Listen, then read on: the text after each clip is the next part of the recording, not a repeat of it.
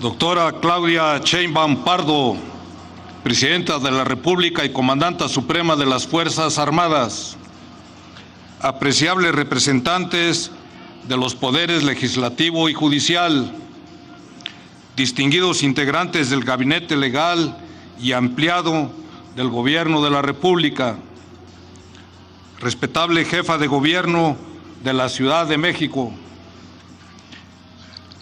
invitados especiales, agregados de defensa, militares, navales, aéreos y policiales acreditados en nuestro país, compañeras y compañeros de armas del Ejército, Armada, Fuerza Aérea y Guardia Nacional, apreciables familias, niñez y juventud mexicana que nos acompañan, representantes de los medios de comunicación, a todos, muy buenos días.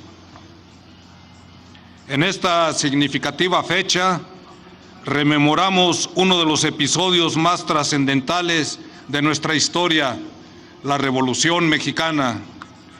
Y qué mejor escenario que la emblemática Plaza de la Constitución, que durante esta lucha armada fue testigo de épicos momentos como la entrada del apóstol de la democracia en la conocida Marcha de la Lealtad de 1913 y el encuentro de Francisco Villa y Emiliano Zapata en 1914 para unir los ejércitos del norte y del sur en la búsqueda de sus ideales. La Revolución Mexicana no solo fue un movimiento armado, sino el despertar colectivo de un pueblo que decidió forjar su destino con valientes mujeres y hombres que lucharon por la libertad, la igualdad y la justicia social.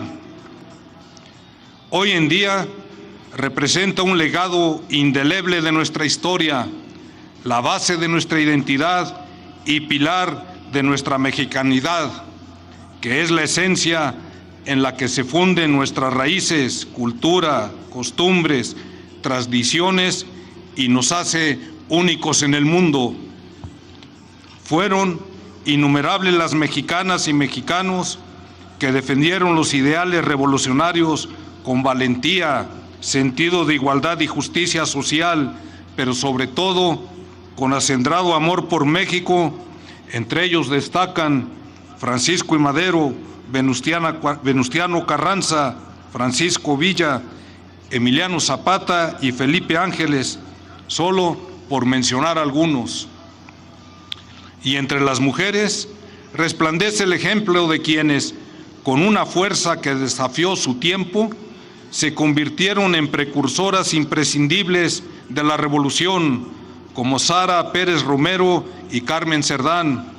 Otras que combatieron en el campo de batalla, como Rosa Padilla Camacho y Amelia Robles, así como las que curaban heridos y alimentaban a los combatientes, como Sara Perales y Refugio Esteves Reyes, además de maestras y periodistas como Hermilia Galindo Acosta y Juana Belén Gutiérrez, que con su pluma, su voz y su inquebrantable convicción esparcieron ideas de cambio que resonaron más fuertes que los cañones en el campo de batalla. También es importante mencionar que la Revolución Mexicana dio origen al actual Ejército y a la Fuerza Aérea, proporcionándoles identidad histórica y una esencia eminentemente social que permanece hasta nuestros días. Amable auditorio, como es bien sabido por todos, la revolución se hizo en tren y a caballo, pero es necesario resaltar que estos medios y la lucha en sí fueron conducidos por mujeres y hombres que dieron todo por la patria, valientes mexicanas y mexicanos que, amalgamándose con militares profesionales que participaron en esta causa social, fueron el pie veterano del actual Ejército y de la Fuerza Aérea. De ahí el origen popular de estas instituciones que surgieron del pueblo para servir al pueblo. Lo anterior marcó el único camino asequible para el éxito de la Revolución Mexicana, como lo afirmaría don Venustiano Carranza el 24 de septiembre de 1913 en un discurso pronunciado en Hermosillo, Sonora, en el que mencionó: haciendo a la vez un llamamiento a todos los ciudadanos de la República para que se pusieran a la altura de sus obligaciones cívicas, vi con satisfacción y orgullo que todos los mexicanos conscientes han respondido a mi llamado, surgiendo por todas partes ejércitos de ciudadanos que se han convertido en verdaderos soldados, todavía no con la instrucción militar requerida en los cuarteles, pero sí con el corazón bien puesto y con el entusiasmo bélico desbordante para construir una patria mejor. Ese espíritu popular es el que guía en su actuar al Ejército y a la Fuerza Aérea y sentó las bases que nos han permitido evolucionar de manera constante a través del tiempo, para convertirnos en instituciones cada vez más sólidas a través de diversos episodios como los siguientes. En la década de los años 20, bajo la visión del general revolucionario Joaquín Amaro Domínguez, se llevó a cabo un amplio proceso de profesionalización que cimentó las bases para la creación de la Universidad del Ejército, Fuerza Aérea y ahora Guardia Nacional, y que en la actualidad cuenta con 42 planteles educativos. En los años 30 y 40, en el contexto de la Segunda Guerra Mundial, se dio un impulso a la modernización del Ejército y Fuerza Aérea, destacando la participación del histórico Escuadrón 201 en esa contienda. Este periodo fue el punto de partida de la organización actual de las Fuerzas Armadas. En los años 60 surge el emblemático Plan DN3E, principal instrumento estratégico que proyecta el sentido social de la institución, siendo en la actualidad un referente a nivel internacional. Desde su creación se ha aplicado en innumerables eventos, como la reciente emergencia provocada por las lluvias en diversos estados del país, en donde la Fuerza Aérea Mexicana estableció el mayor puente aéreo que se ha registrado en México, con 23 aeronaves para evacuar personas y trasladar víveres e insumos médicos. Y en esta administración destaca la integración de la Guardia Nacional a la Secretaría de la Defensa Nacional, lo que garantizará su desarrollo y permanencia como una fuerza intermedia del Estado mexicano para llevar a cabo tareas de seguridad pública en el país. Estos episodios son solo una muestra de la evolución que ha tenido el Ejército y la Fuerza Aérea desde su génesis en la Revolución Mexicana, teniendo como principal objetivo el bienestar del pueblo de México. Doctora Claudia Sheinbaum Pardo, México se ha forjado en la dinámica de su historia y en cada etapa de su devenir. El anhelo colectivo de su pueblo ha marcado su derrotero, como es el caso de los postulados de la Revolución Mexicana: el reparto de tierras, la justicia social, la libertad, la democracia y la igualdad, valores que, sin duda, nos dejó esa lucha social y que fortalecemos día con día. Prueba de ello es su alta investidura como presidenta de México y comandanta suprema de las Fuerzas Armadas, que salda una deuda con las mujeres de la independencia, la reforma y la revolución, y con todas aquellas que en el devenir nacional han luchado por sus derechos. Comprendemos la importancia del rol de la mujer en el acontecer nacional. Por ello, cumpliendo con las políticas de igualdad en el Ejército, Fuerza Aérea y Guardia Nacional, hemos fortalecido su participación en diversas áreas, contando a la fecha con más de 42,000 mujeres que se encuentran en un plano de mismas oportunidades que los hombres. Concluyo. A 115 años de distancia, hoy la Revolución Mexicana no es solo una página guardada en los libros de historia, ni es un recuerdo estéril en la memoria de los mexicanos. Es una llama que sigue ardiendo y que debemos alimentar con el esfuerzo de todas y todos los que queremos un mejor país. A 115 años de distancia, la esencia de los ideales por los que surgió aquella lucha armada aún permanece viva en la conciencia nacional y nos recuerda quiénes somos y nos indica el rumbo hacia dónde dirigirnos.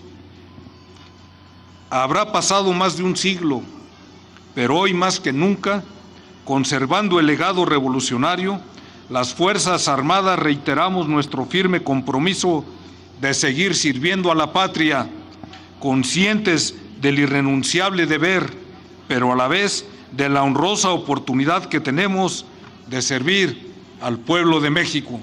Muchas gracias.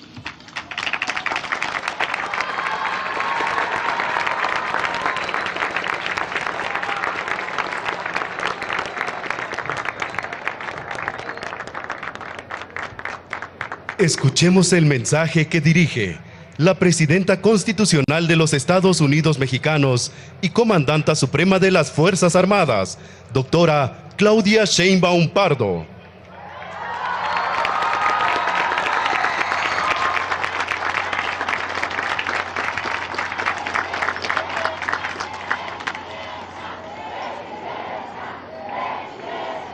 Buenas tardes a todas, a todos. General Ricardo Trevilla Trejo, secretario de la Defensa Nacional, Almirante Raimundo Pedro Morales Ángeles, secretario de Marina, a todos los altos mandos del Ejército, Fuerza Aérea, Guardia Nacional, así como de la Armada de México, a la Presidenta de la Cámara de Diputados, Presidenta de la Cámara de Senadores, Presidente de la Suprema Corte de Justicia de la Nación, amigas y amigos, niñas y niños, mexicanas y mexicanos. Hoy 20 de noviembre recordamos el inicio de la gesta revolucionaria de 1910 y con ello convocamos a la memoria profunda del pueblo de México, que a lo largo de su historia nunca aceptó la injusticia como destino. La Revolución Mexicana es una de las grandes transformaciones del siglo XX que reivindicó derechos sociales, soberanía e independencia, recursos de la nación y el derecho del pueblo a elegir a sus gobernantes. La revolución fue un levantamiento armado contra el dictador Porfirio Díaz, quien encabezó durante 34 años un régimen de opresión, autoritarismo y privilegios. Porfirio Díaz se presentaba como un defensor del orden y el progreso, pero en realidad construyó un régimen autoritario sostenido por la represión, el miedo y la sumisión forzada del pueblo. Bajo su mando, las elecciones se convirtieron en una simple simulación, donde los resultados ya estaban decididos de antemano y cualquier oposición era perseguida, encarcelada o silenciada. Todo ello mientras entregaba recursos naturales a compañías extranjeras, despojaba a comunidades indígenas de sus tierras para entregarlas a particulares nacionales y extranjeros, mientras convertían a los dueños de las tierras en trabajadores agrícolas con extenuantes jornadas, salarios de hambre y tiendas de raya que mantenían al jornalero con cada vez mayores deudas. Así, en las haciendas, minas y fábricas predominaban jornadas inhumanas, salarios miserables y castigos para quienes se atrevían a protestar. La represión a los pueblos indígenas fue cruenta. El ejemplo más atroz de ello fue la verdadera guerra de exterminio contra los yaquis, con el objetivo de repartir sus tierras a particulares. El progreso, entre comillas, del porfiriato fue en realidad un progreso para unos cuantos, construido sobre la explotación brutal, el racismo social y la injusticia cotidiana. El país vivía un brillo artificial, ferrocarriles, calles modernizadas en las ciudades, mientras la miseria crecía en el campo, discursos de orden, mientras se reprimía levantamientos a sangre y fuego. Los trabajadores que intentaron organizarse eran perseguidos, encarcelados o asesinados.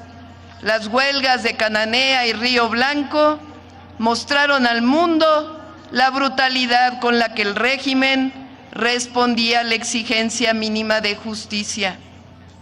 Las libertades políticas estaban canceladas, la prensa independiente era acosada, los opositores eran vigilados, exiliados o silenciados, y las elecciones, como dijimos, no eran sino una simulación. En realidad, lo que se trataba era de perpetuar el control de una élite que gobernaba sin responder al pueblo. Ese era el México al que se enfrentó Francisco y Madero y al que previamente se habían enfrentado los hermanos Flores Magón, encarcelados y exiliados. Madero, un hombre profundamente convencido de la democracia y la legalidad, buscó primero el camino pacífico. Escribió, recorrió el país, fundó un partido político y llamó a elecciones libres. Su mensaje encontró eco en una sociedad cansada de la opresión. Pero cuando Porfirio Díaz, después de haber prometido en una entrevista que no se reelegiría, decidió una vez más aferrarse al poder y mandar encarcelar a su principal opositor, fue entonces que el apóstol de la democracia comprendió que el camino institucional estaba cerrado. Fue en esa hora oscura, luego de su detención en San Luis Potosí y de escapar hacia Estados Unidos, cuando tomó una decisión que cambiaría la historia de la nación. Con plena conciencia del peligro, entendiendo que su vida corría riesgo y que la suya sería una lucha desigual contra un aparato autoritario, Madero redactó el Plan de San Luis. Ese documento, escrito en el exilio y en la incertidumbre, llamó a desconocer el régimen ilegítimo y fijaba una fecha para levantarse en armas, el 20 de noviembre de 1910, hace 115 años. El Plan de San Luis decía: los pueblos, en su esfuerzo constante porque triunfen los ideales de libertad y justicia, se ven precisados en determinados momentos históricos a realizar los mayores sacrificios. Proponía además la restitución de las tierras a quienes les habían sido arrebatadas y la construcción de un país donde el voto realmente expresara la voluntad popular, sufragio efectivo no reelección. Se sumaron al llamado campesinos, obreros, sectores diversos, hartos del autoritarismo. Zapata y Villa, grandes héroes populares que en un inicio acompañaron a Madero en la lucha por un país justo y democrático. El Plan de San Luis fue más que un llamado a la rebelión. Fue un acto de fe en el pueblo de México. Fue la convicción de que ningún poder, por grande que sea, puede imponerse a la justicia y a la verdad. El llamado de Madero tuvo eco. Después de solo 6 meses, el 10 de mayo de 1911, el general Navarro, defensor porfirista de la plaza de Ciudad Juárez, se rinde ante los revolucionarios. Madero emprende su camino hacia la Ciudad de México. Es vitoreado y aclamado en cada pueblo y en cada ciudad. Su entrada triunfal a la Ciudad de México solo recordaba a la entrada de Juárez después de la conquista de la Segunda Independencia. Es elegido presidente por voto popular. Sin embargo, el derrumbe del antiguo régimen no era un acto instantáneo. Se trataba de una empresa gigantesca. Como presidente, Madero entregó cada día de su vida a perseguir ese ideal que creía indispensable para tejer un país de paz y con progreso. No estuvo exento de tropiezos y quizá no supo medir la profundidad de las demandas del pueblo que aclamaban justicia, pero sus fallas palidecen frente a la grandeza de su visión. Fue un pionero de la democracia, cuando ésta apenas era un susurro, un soñador audaz que decidió luchar contra la inercia de décadas de injusticia y autoritarismo. El golpe de Estado que derrocó a Francisco I. Madero y al vicepresidente José María Pino Suárez en febrero de 1913 fue una traición orquestada desde un grupo del viejo régimen porfirista dentro del poder militar que permaneció y fue respaldada desde el exterior.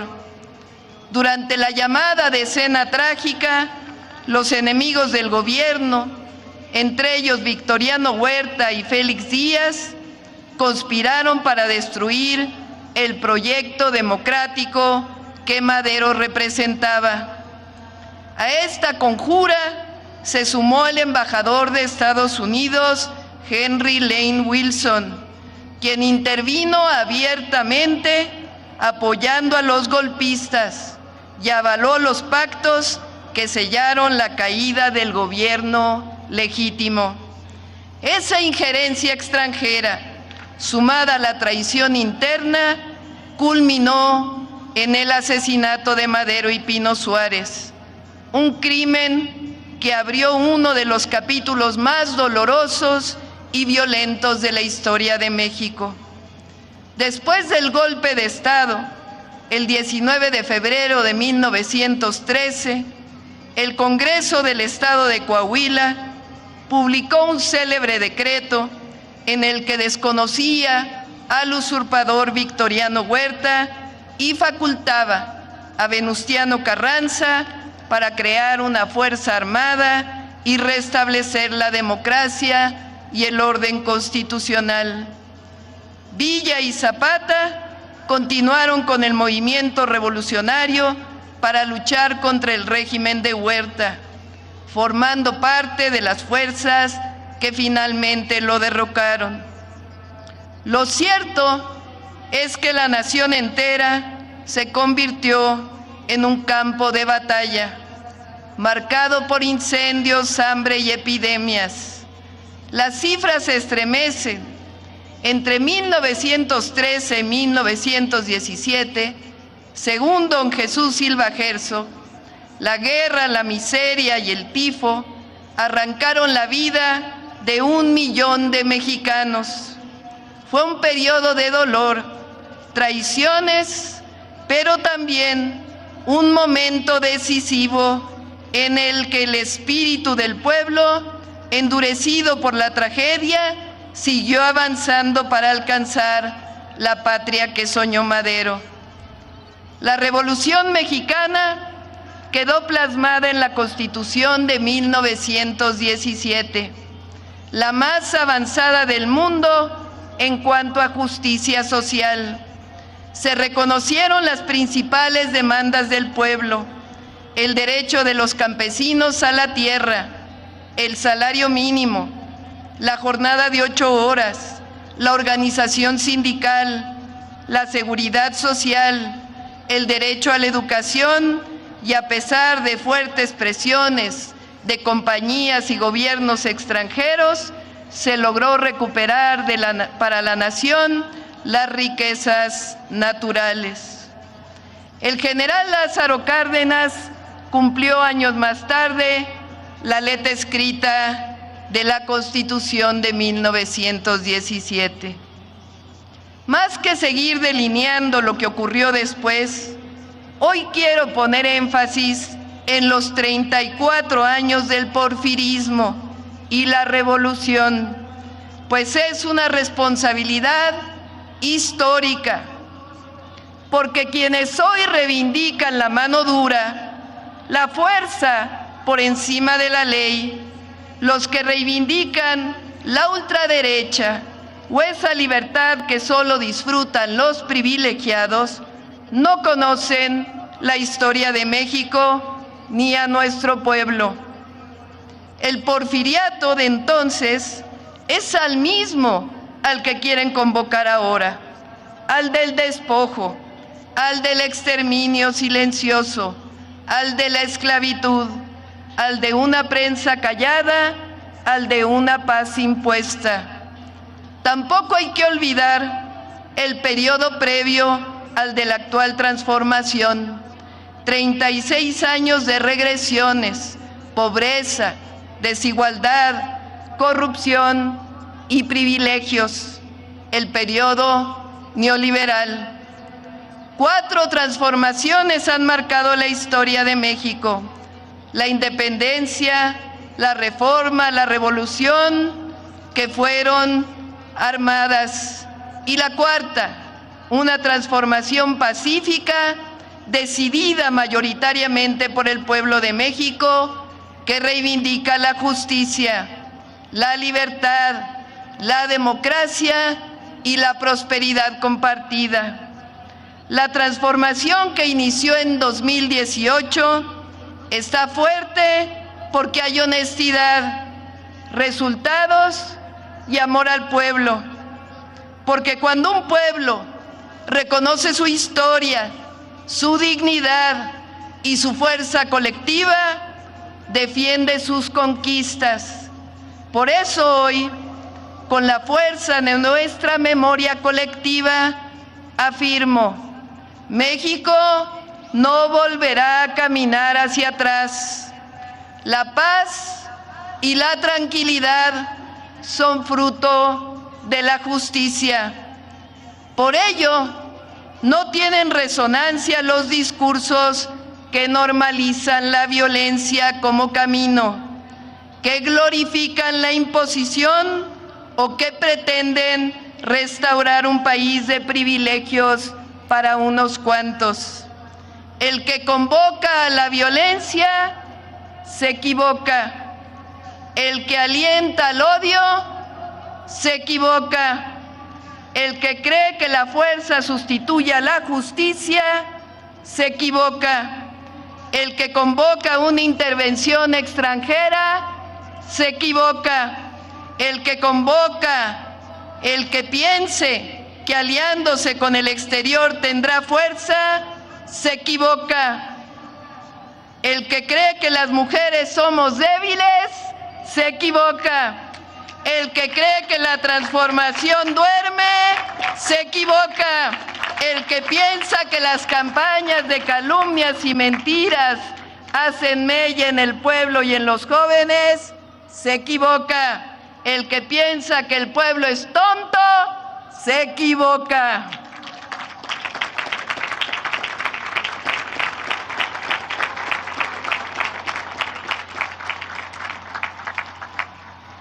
México vive un momento que antes parecía imposible. Hoy el poder ya no se usa para someter, sino para servir. Ya no hay imposiciones ni privilegios. Hay constitución, hay democracia y hay un gobierno que escucha, que respeta y que responde a su pueblo. Hoy las libertades no solo se otorgan desde arriba, se ejercen desde abajo, desde cada barrio, desde cada comunidad, desde cada voz que habla con dignidad. Porque en México ya nadie es silenciado, ya nadie es perseguido por pensar distinto. Y eso es una conquista del pueblo de México. Hoy el gobierno dejó de ser un espacio reservado para unos cuantos. Ya no es un club de privilegiados. Hoy representa a todas y a todos, a quienes estudian, a quienes trabajan, a los comerciantes, a los jóvenes, a los indígenas, a las mujeres, pero sobre todo representa a las y los que menos tienen, a las y los humildes para poder conseguir su bienestar. Se acabó la era de los lujos del poder, se gobierna con austeridad, con ética, con honestidad, porque que se oiga bien y que se oiga fuerte. La autoridad moral no se compra ni con todo el dinero del mundo, se construye a lo largo de la vida con coherencia y convicciones. Por ello, no aceptamos la corrupción y desde aquí seguimos luchando con la ley en la mano contra la impunidad. El México de hoy es del pueblo que dice: nunca más racismo, nunca más clasismo, nunca más discriminación, nunca más justicia para unos cuantos. Nadie ni nada por encima de la ley, nada por la fuerza, todo por la razón y el derecho. Es una nación que con orgullo defiende sus conquistas, su historia, su memoria y su patrimonio. Nada bueno puede surgir de quienes han hecho de la corrupción su modo de vida. Nada puede esperarse de algunos medios que usan su espacio para la calumnia, de algunos comentócratas que cambian de opinión según su conveniencia, ni de los poderosos cegados por la ambición. Por eso recordamos la historia y sabemos que cuando un gobierno camina con el pueblo, nada ni nadie pueden doblegarlo.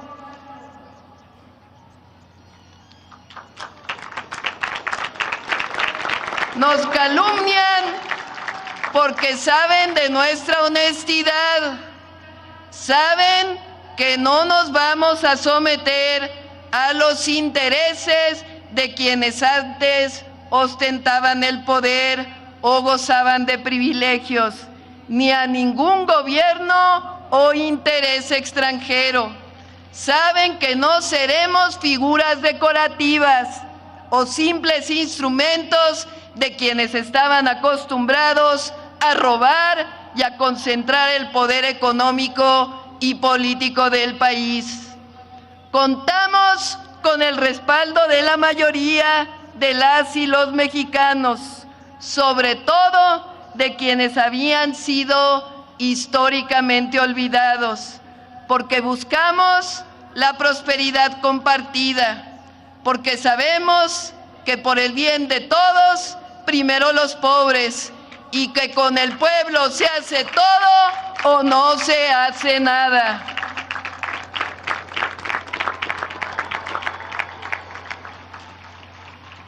Nuestra honestidad y amor al pueblo nos acompañan.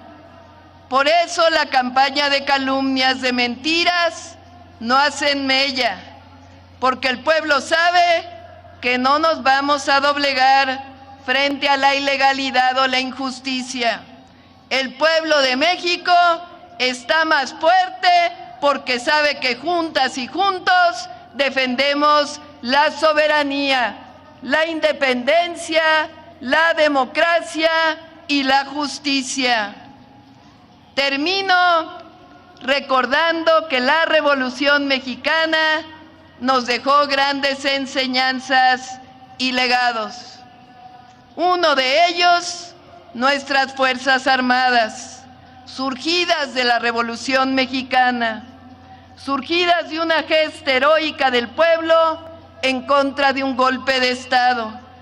Por ello, reconozco y el pueblo de México reconoce su patriotismo, su valor, su entrega y servicio al pueblo. Felicito a todas y todos los oficiales de Marina y Defensa que ascienden este día histórico 20 de noviembre y les convoco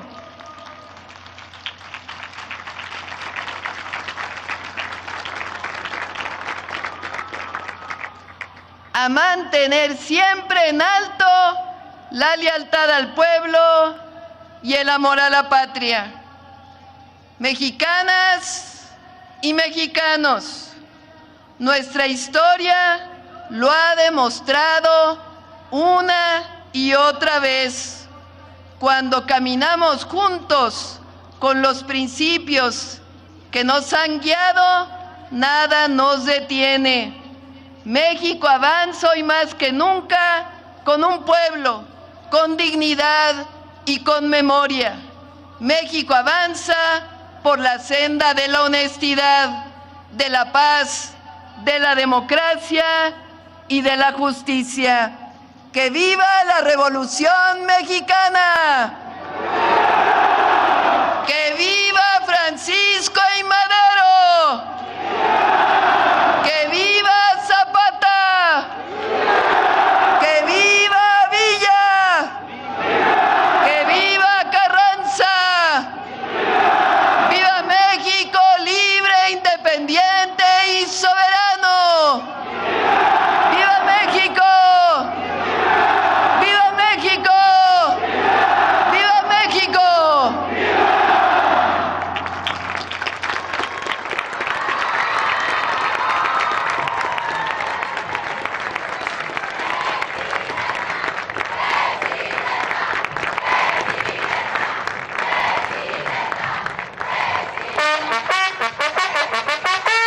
Ya se oficializa, amigos, amigas, la marcha por defensa de la soberanía, la marcha del tigre se llama. Y bueno, hay jóvenes que obviamente sí están de acuerdo con la transformación. Hoy se presentaron en Cámara de Diputados y algunos legisladores, incluyendo Arturo Ávila, del Grupo Parlamentario de Morena, dicen, claro, vamos a hacer esta convocatoria para el próximo 6 de diciembre a las 9 de la mañana. Te llevaremos los detalles en otro video para no mezclar la información. Por lo pronto, esto ya es oficial, amigos, amigas. Querían que rugiera el tigre. Ahí tienen al tigre para que también se vea ese músculo en favor de la presidenta de la República, de nuestra soberanía. 6 de diciembre, 9 de la mañana, Ángel de la Independencia. Comparte, hay que viralizar esta información para que también entiendan muchos apátridas que el pueblo bueno somos más y estamos en favor de la transformación. Yo con esto me despido, como siempre agradeciendo tu preferencia. Te invitamos a las redes sociales que aparecen en pantalla y te recordamos que un México informado siempre es un México mejor. Excelente día, estaremos informando.